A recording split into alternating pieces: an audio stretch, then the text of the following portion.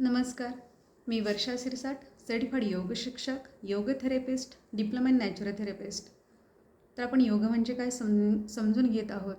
तर पाठीमागच्या काही व्हिडिओमध्ये आपण पतंजली मुनींनी जे अष्टांग योग सांगितलं आहे, त्या अष्टांग योगाचे अंग पाहिलेले आहेत. ते म्हणजे यम, नियम, आसन, प्राणायाम.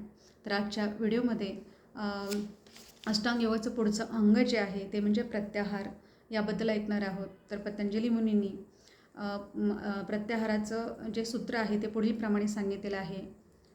स्वविषया संप्रयोगे चित्तस्वरूपानुकार इवेंद्रियाणं प्रत्याहारः. तर आपल्या इंद्रियाकडं धाव घेणं हा इंद्रियांचा प्राकृतिक व्यापार आहे. ही धाव आवरून चित्ताच्या स्वरूप स्थितीला तदाकार करणे म्हणजे प्रत्याहार. तर बघा, इंद्रियांचे विषय असतात. तर आपले पंचज्ञान इंद्रिय आहेत, जसं की डोळे, कान, नाक, आपली जीभ, त्वचा, हे पंचज्ञान इंद्रिय आहेत. तर बघा, त्यांना विषय आहेत की मला डोळ्याने पाहायचं आहे, कानाने ऐकायचं आहे, जिभेने टेस्ट करायचं आहे, त्वचेनं अनुभवायचं आहे, नाही का, स्पर्शानं अनुभवायचं आहे. तर हे विषय त्या इंद्रियांना आपल्याकडं आकर्षित करीत असतात आणि ते नेहमीच आपल्या विषयाकडे धाव घेत असतात. तर प्रत्याहारामध्ये ही इंद्रियांची धाव आवरून म्हणजे स्वप्रयत्नाने, स्वनियंत्रणाने प्रयत्नाने ही इंद्रियांची धाव, त्यांचं हे धावणं, विषयांच्या पाठीमागं धावणं हे प्रयत्नाने कमी करायचं आहे.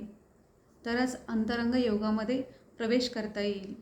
तर आपण पाहतो की साधना पाद जो आहे किंवा साधना का करायला सांगितलेली आहे, कारण आपण सर्वजण बाह्य विश्वामध्ये रमलेलो आहोत. तर साधनापाद हा त्यांच्यासाठी सांगितलेला आहे.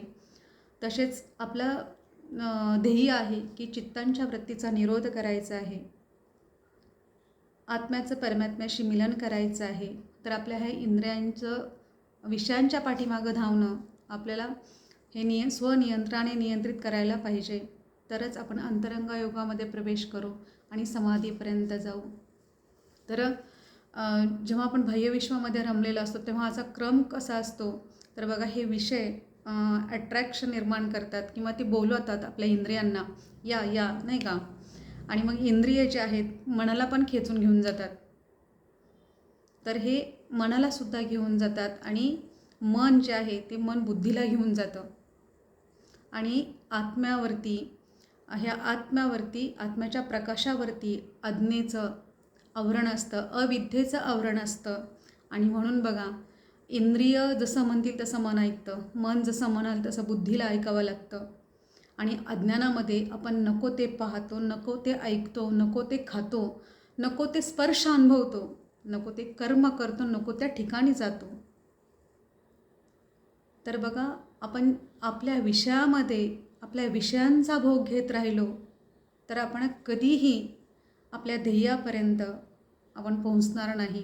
आणि असेच आपण आपल्या बाह्य विश्वामध्ये रमून जाऊ आणि आपला जो मेन उद्देश आहे मनुष्य जीवनाचा, त्या उद्देशापर्यंत आपण जाणार नाही.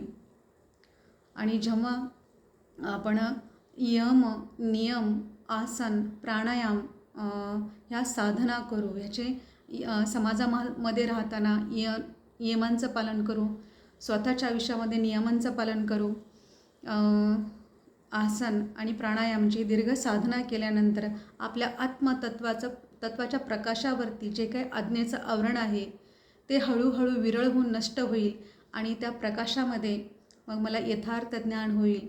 म्हणजे आपला आत्मा जो आहे तो बुद्धीला सांगेल की काय करायचं आणि काय नाही, आणि बुद्धी आपल्या मनाला कंट्रोल करेल आणि मन जे आहे ते आपल्या इंद्रियांना कंट्रोल करतील आणि इंद्रिये जे आहेत ते आपल्या विषयापासून लांब राहतील.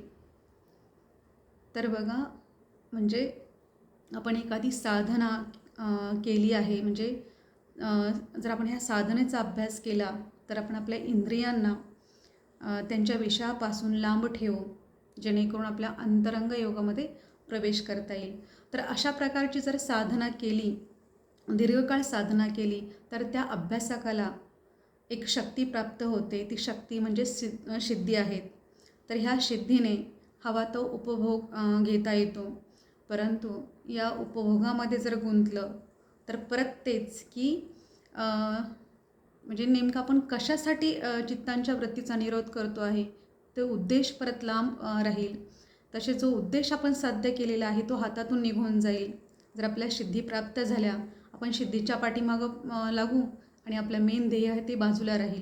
चित्तांच्या वृत्तीचा निरोध करणं आणि कैवल्यापर्यंत जाणं किंवा परमात्म्यापर्यंत जाणं हा मेन ध्येय हे लांब राहील.